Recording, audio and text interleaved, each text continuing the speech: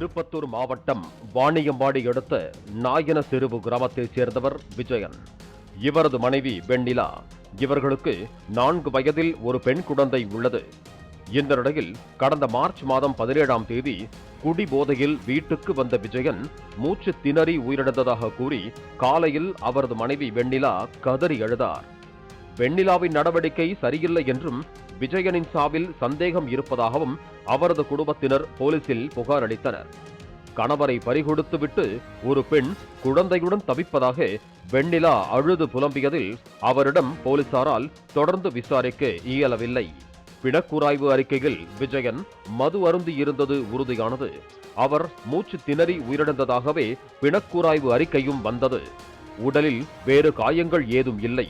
இதையடுத்து விஜயனின் சடலம் பிணக்கூராய்வுக்கு பின்னர் உறவினர்களிடம் ஒப்படைக்கப்பட்டது. அவரது சடலம் அடக்கம் செய்யப்பட்டது. இந்த நிலையில் கடந்த 3 மாதங்களாக வெண்ணிலாவின் நடவடிக்கைகளை போலீசார் ரகசியமாக கண்காணித்தனர். குறிப்பாக அவர் யார் யாரிடம் செல்போன் மூலம் பேசுகிறார் என்பதை ஆய்வு செய்தனர்.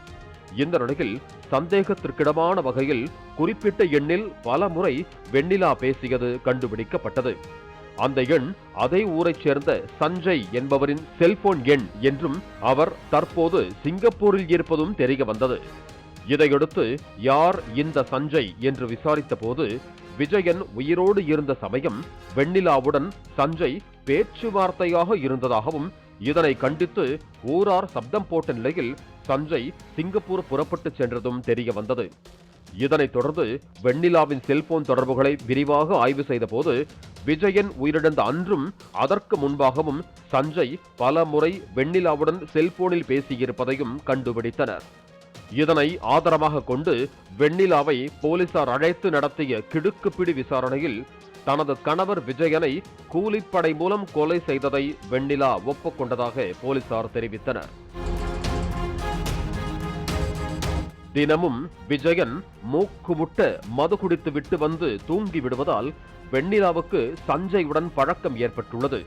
இதனை தடுத்து தங்கள் காதலை ஊரார் பிரித்தாலும் சஞ்சய் சிங்கப்பூர் சென்ற பின்னரும் தொடர்ந்து செல்போன் மூலம் சீக்ரெட் காதல் நீடித்திருக்கிறது.